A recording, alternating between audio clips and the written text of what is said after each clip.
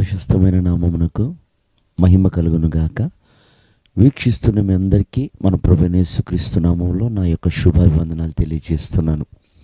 ఈరోజు మన దేవుని వాగ్దానం 103వ దావీదు కీర్తన 13వ వచనం. తన యందు భయభక్తులు గల వారి ఎడల ఆయన జాలిపడును.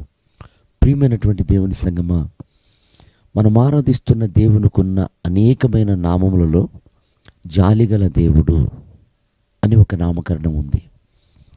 చూడండి, సహజంగా మన దైనందిక జీవితంలో చిన్న చిన్న పొరపాట్లు జరిగినప్పుడు, తప్పిదములు జరిగినప్పుడు మనుషులు మనల్ని కోపగించుకుంటారు, అసహించుకుంటారు.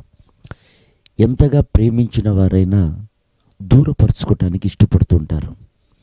కానీ మనం ఆరాధించే దేవుడు ఎవరంటే, వెనకడుగు వేసిన, ప్రభుని దుఃఖపెట్టిన, పలుమార్లు ఆయన గాయాలను మనం లేపిన, ఒక్కసారి మనం ఆయనకు భయపడి ఉనికి విధేయత చూపగలిగితే నా దేవుడు మనపైన జాలి పడతాడు.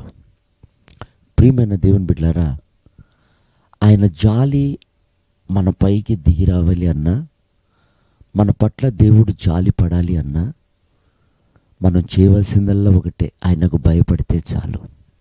ఆయనకు భయపడ్డప్పుడు మనకు ఒక పశ్చాత్తాపం, ఆయనకు భయపడ్డప్పుడు మన మనసు మారటం, ఇలాంటివి జరుగుతూ ఉంటాయి. చూడండి, యోబుని గురించి ప్రభు సాక్ష్యం ఇచ్చాడు. ఊజు దేశంలో యోబు లాంటి వాడు మరొకడు లేడు. అతడు దేవుని యందు భయభక్తులు కలిగిన వాడు అని ఉంది. యోబు భయభక్తులు కలిగిన వాడు కనుక ఆయన కనికిరము, దయ యోబు పైన నిలిచి ఉంది.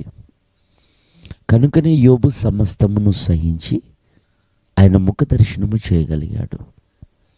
అంత మాత్రమే కాదు ప్రియదేవుని బిడ్డలారా, బైబిల్లో ఆహాబు ఉన్నాడు, రాజు.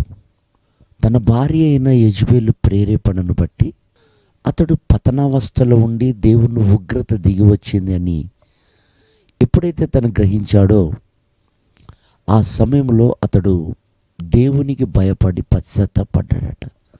అప్పుడు దేవుడు అన్న మాట ఏమిటంటే, ఇదిగో ఏలియా, అహాబ్ చూసావా ఎంత భయపడుతున్నాడో, ఎంత విధేయత చూపుతున్నాడో. కాబట్టి ఈ సమయంలో రావలసినటువంటి ఉగ్రతను నేను మానుకొని, నా కోపాన్ని ఆపుకొని, తన కుమారుల కాలంలో ఈ ఉగ్రతను కుమ్మరిస్తాను అన్నాడు. ప్రియమైన వారలారా, ఈ రోజున నా దేవుడు క్షమించుటకు సిద్ధ మనసు కలవాడు, జాలిగల దేవుడు. అయితే మన గర్వము, మన అహంకారము, మన అవిధేయత దేవుణ్ణి దుఃఖపెట్టినప్పటికీ ఒక్కసారి ఆయనకు భయపడి, లోబడి, విధేయత చూపగలిగితే మరలా ఆయన కనికరం చూపి మనల్ని ఆశీర్వదించే దేవుడు. కనుక ప్రియ దేవుని బిడ్డలారా, ఈ ఉదయకాలం ఆయన తట్టు తిరుగుదాం. ఆయన దయా కనికరానికి పాత్రులుగా మార్చబడదాం, దీవించబడదాం. అట్టి కృప ప్రభు మనందరికీ అనుగ్రహించునుగాక. ఆమేన్.